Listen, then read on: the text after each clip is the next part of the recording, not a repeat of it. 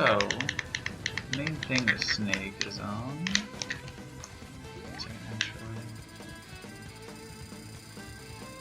this up like this. Yeah, main Snake recovery is, you know, double jump, maybe throw an nade, and then up B back. So like this. Yeah. It's all well and good if they just stay put right here, but this is actually a good camera too, so you know, Sheik down smashes you. And then she's able to move right about here. She's on ledge. Yeah, where she should be against Snake. And your grenade really means nothing unless she just holds onto ledge.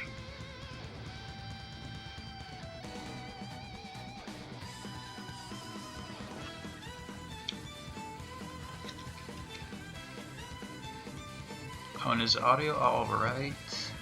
I'm not trying to talk very loud.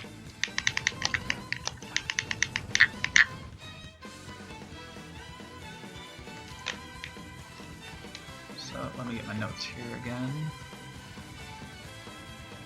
Yeah, that's the basic idea. It's like you throw the grenade to make it harder for your edge guarder to stay up here. But a lot of the time that kind of just means you're funneling yourself into this low recovery. Because like you're pretty much stuck being like stage level unless you're like way high up. But even then, you sacrifice a lot of the space to get that grenade out. I mean, one thing you can do to improve on that a little bit. So obviously I did a lot better here, but so damage. Even if I don't. Already it puts a grenade in the same spot, but I'm a lot higher up. You just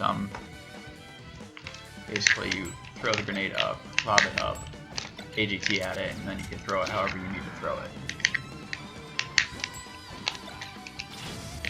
And that gives you a little bit more. And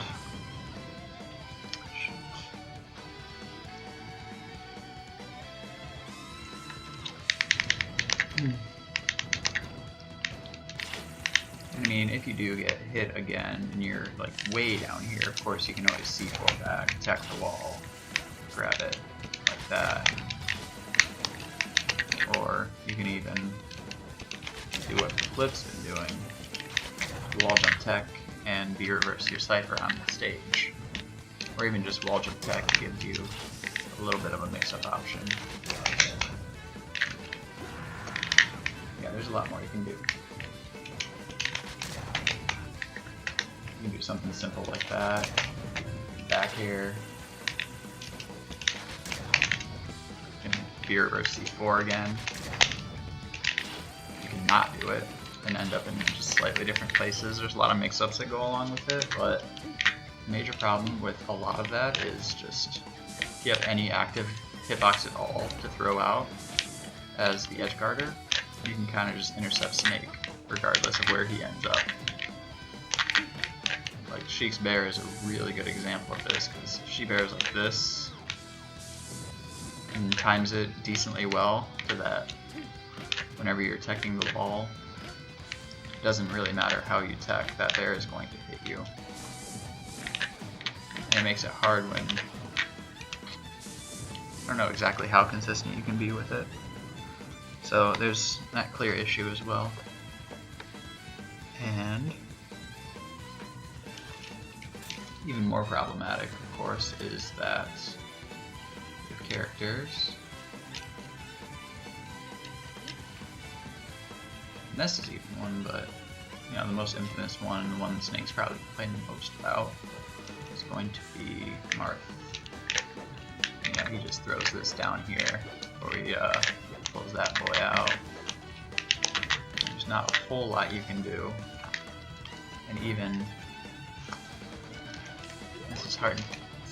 with just one set of hands, but like right around there is where you mostly want your C4 detonations to be, so that you can angle into the stage and tech, or choose to not do that and go up. The thing is, let's try and get a good read on where that is. I'm locking the camera here. My percent's even a little high, but that causes issues, huh? Okay. So yeah, like right around where Snake's little portrait is, right here. So Marth, pretty much any character honestly, can just dip down there, back air you before you even detonate C4, and you're in a worse spot too. I mean, obviously this is still working for a lot of Snake mains a lot of the time, and there's not a huge reason to fix it right now, quote unquote, but there's definitely some issues with it still. And even just like that first part where you're up being like this, Marth can do this sort of a thing. There you are getting spiked. I mean, this is the part that people don't really seem to realize yet, is Marth gets hit out of that projectile hit. And I SDI'd a whole bunch, but that's something significant. So like, even if you're like way out here maybe, I'm just gonna do an up B, Marth can actually do stuff like this.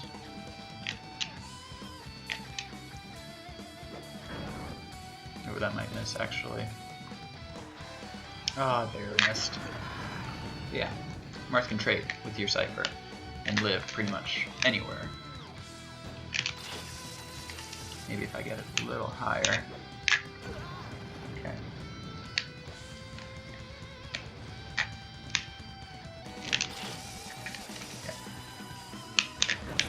Yeah. I didn't even have to use a double jump or anything, so you can be pretty low. You can be way out here doing it, and you know, Marth just can jump out there, down air you for it. So there's a lot of problems. A lot of problems. And I mean, you have a little bit of a chance if he doesn't get out there, but the thing really I think people should start thinking about more is what kind of space can actually be covered by the character that you are playing against. Like, there's a finite range to where you can't really cover what the Edgeguarder is going to do. Or more, they can't cover your recovery. Like Marth has to trade a stock to get far enough out to challenge Snake, so that's about his limit right there. And this also takes a whole lot of time. It's kind of precise. You have to know exactly what kind of movements to do.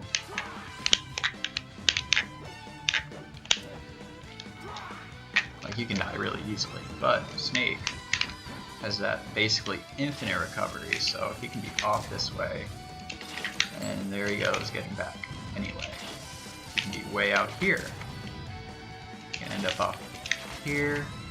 He can end up way out here. There's a lot more flexibility to Snake's recovery than people seem to take into account. So, the main thing that I think people should start doing, here we are, getting hit by Marth forward smash, and we're out here.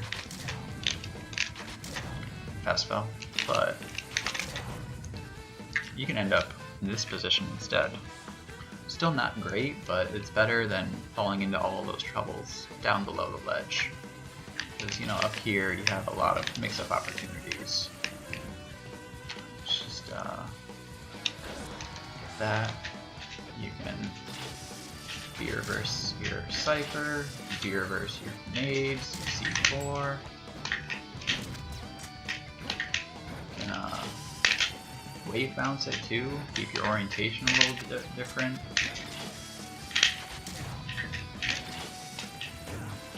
lot more flexibility, which makes you harder to pin down.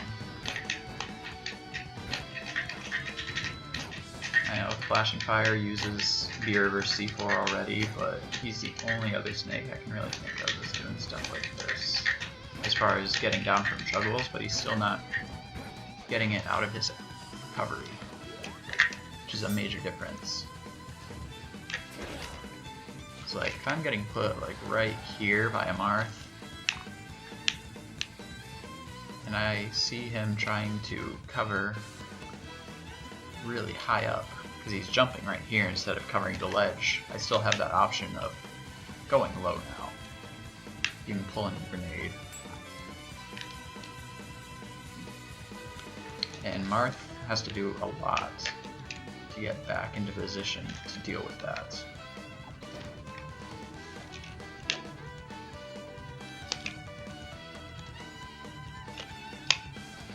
Oh yeah.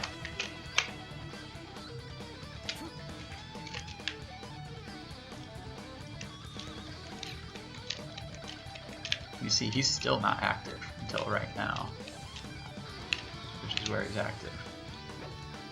And if you space yourself, move around, manipulate your drift enough, which you can with your aerial glide tosses or what have you, it gives you more options and lets you be a little bit more flexible.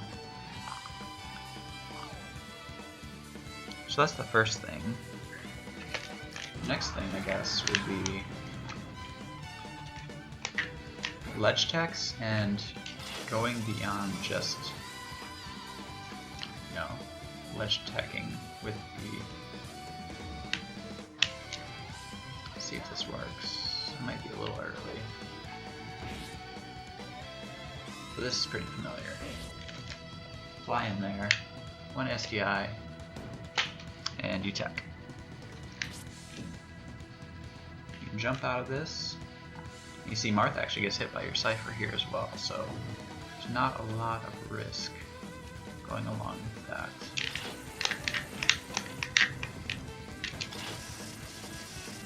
Still that, can I actually get this?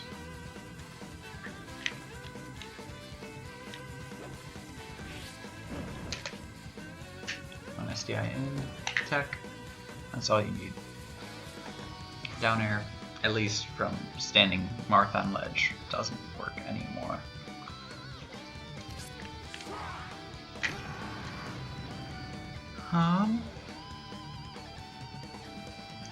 Another thing is even modifying the grenade a bit, or the grenade tech, grenade option a bit. Oop. Tricky to do it off screen. So, get a tilt instead.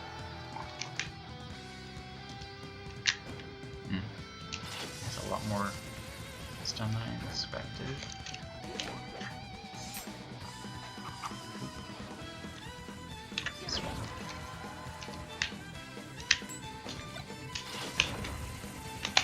Even something like that. You get a lot more mix-ups, a lot more things that they have to cover and be prepared for, rather than just funneling yourself intentionally into this low recovery, where all they really have to do is hit you. Going more along those lines even. I'm gonna turn on the snake AI just to make things a little easier.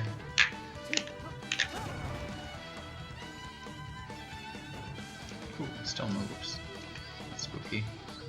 Okay.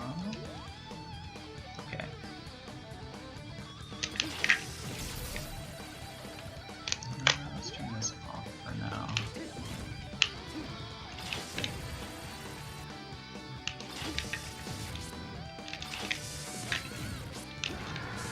The same sort of thing with Marth's down air is something she can do. And even at low percent, it's pretty rough. 30.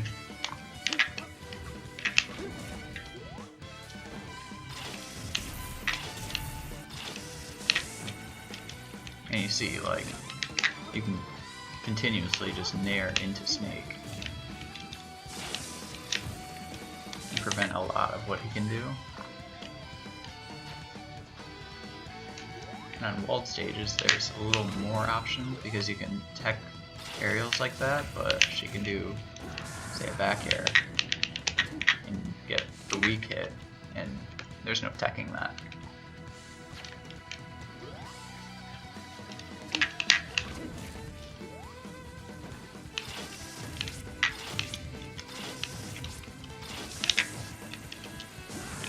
Like, really aggressive edge cards like that are actually completely doable if you understand that Snake kind of has to just up B or just down B. If you keep him from down being especially, there's not a lot you can do about it. And all of that doesn't require a double jump, doesn't require you to up B or anything. As long as you can make it back like this, you can do whatever you want. And most characters don't really care too much about how low they go.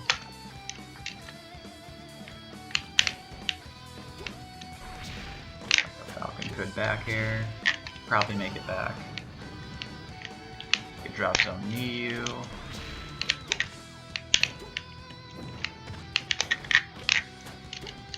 Yeah, the back air does work. I thought so. Up air, throw a really big hitbox out. Go all the way out there, stomp. Falcon's a character with a bad recovery, but he can still manage all of this. Someone like Dedede, who can just throw out a whole bunch of aerials off there and still come back. He doesn't even have to do these double jumps. So he can use his double jumps, honestly, to get you way out here, still make it back in the end.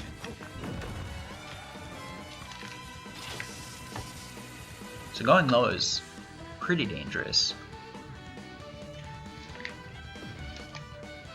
So I'll set something else up now.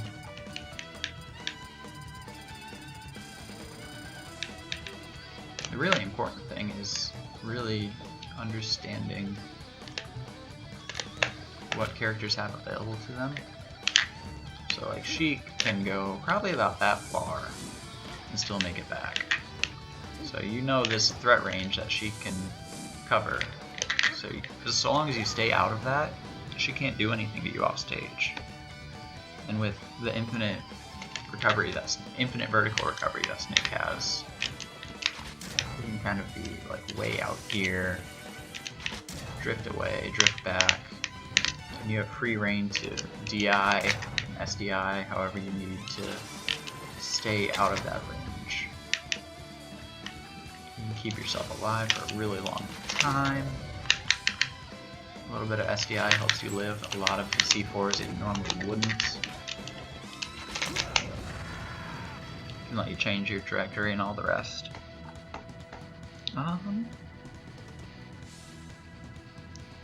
So yeah, I think I've covered up to part 3 of that outline that I had. The last couple things I'm looking at for other stuff.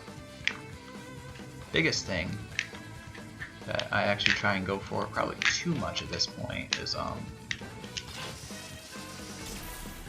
you can hit people with the Cypher, of course. Oh, I probably mistimed it. Oh wait, this is CPU. So yeah, you can footstool directly out of Cypher. So a lot of the time, if they mess up their spacing or their timing or what have you and get clipped by Cypher, hit that footstool button. And characters can die when they really didn't mean to. If she's down here, trying to hit me out of my Cypher, she messes up spacing a little bit, then gets clipped by Cypher and dies, you know, that's not a good look. Or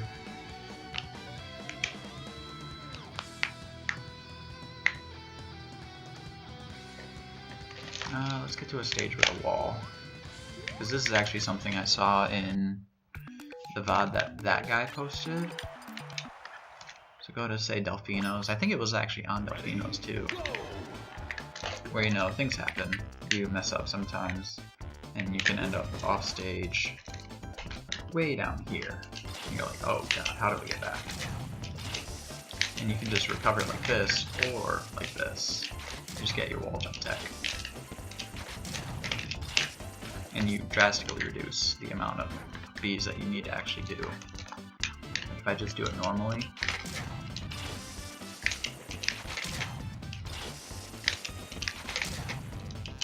And this is with SDI as well. Like, you actually can't live this very well if you don't SDI. So it takes about 80% to get back. Now with just that one little bit of DI in,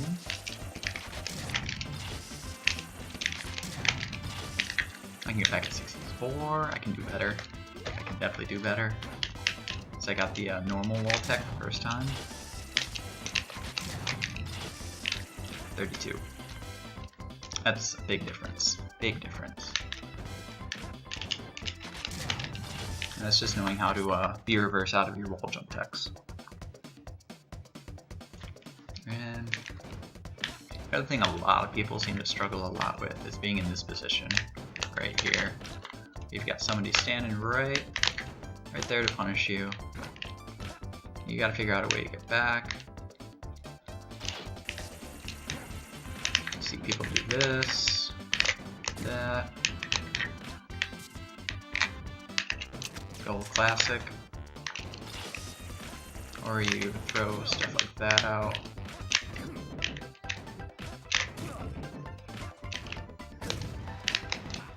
Obviously, a ledge dash is a pretty good option. Snake's ledge dash isn't so great, but you can make it pretty hard to pin down.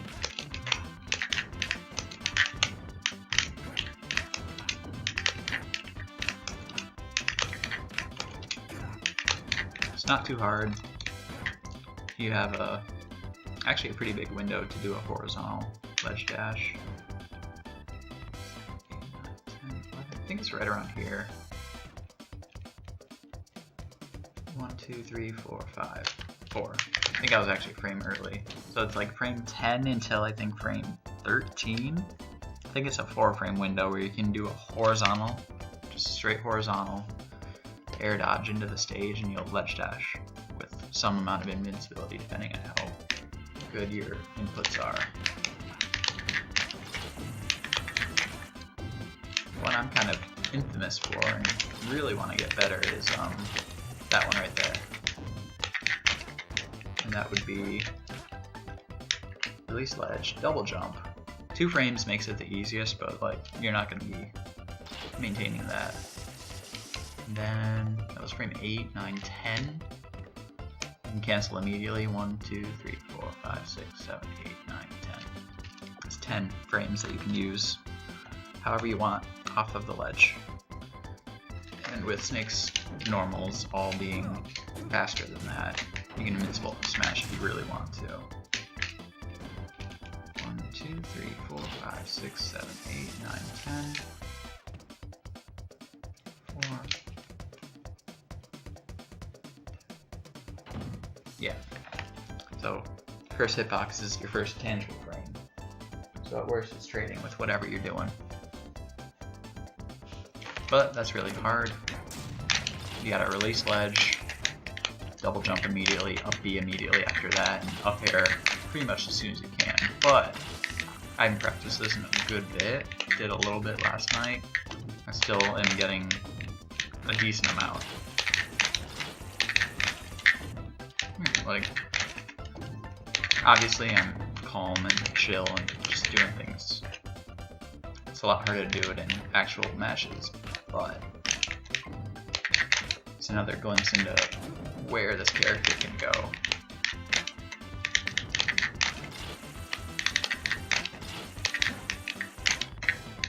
Like, I haven't missed very many. And it's just a matter of learning how to do it. The way I do it is just C-stick down to let go of ledge. And then I'm clawing so I can hit B. Or so I can hit the B button with my index finger. And naturally this needs tap jump, but I have told Flip, at least, who doesn't use tap jump at all, that he can still get this going by you know, setting a trigger to jump, and he has an unused trigger that he could be using jump for. But This does more than just that, in that you can cancel Cypher with anything. Like, it doesn't have to be that up air.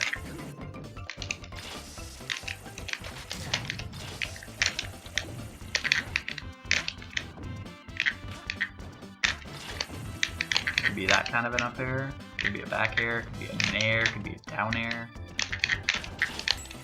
it could be a grenade. Like, it's all your same options. But it's a little bit faster getting up there, puts a hitbox around you, so it's a little bit harder to deal with directly. And you can still mix it up with all of your other options. It's just one more trick that makes you a little harder to predict on the edge. Even though Snake's ledge options aren't the best, he has a lot of them. So there's a lot of space to cover. On different stages.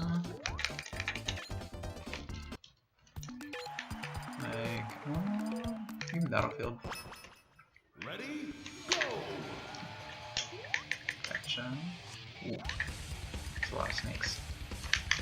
Yeah, you can aerial interrupt on the side platform. You can do a little like Luigi-esque ledge drop stuff. See if I can get a really good one though. It's not an option I think about using, but yeah, you can get center stage like that. So you're still threatening a lot of space. You can buffer crouch immediately. Like that. Even with the oh, there, I died. I'm worse on it on the left now than the right. It's kind of funny. Yeah, you could buffer your crouch out of that other, because it's also an aerial interrupt. It's using up air to land immediately out of Cypher. There it is. But yeah, something you can practice, something you can learn how to do to improve your ability to get off of this bad position. Obviously, you can still use your Cypher hitbox to threaten space right around there. Coming in low, that's the main draw of that. And the final thing I was actually thinking about is this is the last thing I want to talk about. Roy. So we're looking for Samus. You know. Still not very sure just how useful this could be, but you've got Samus out here. She's occupying that same sort of a spot that Snake does, where a lot of characters just can't deal with her being out here. She can just make it back. Well, Snake still has the ability to go out there.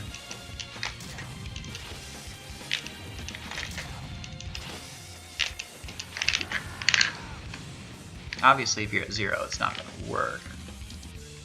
But the way I'm doing that is when you up B, you can press down to cancel at any time. You can use C-stick to aerial.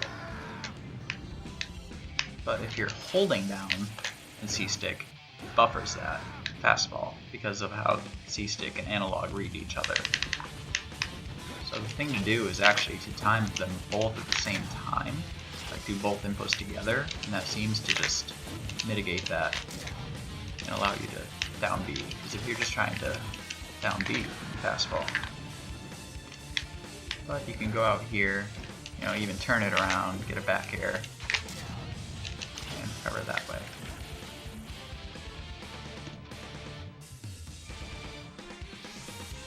So, just quick food for thought.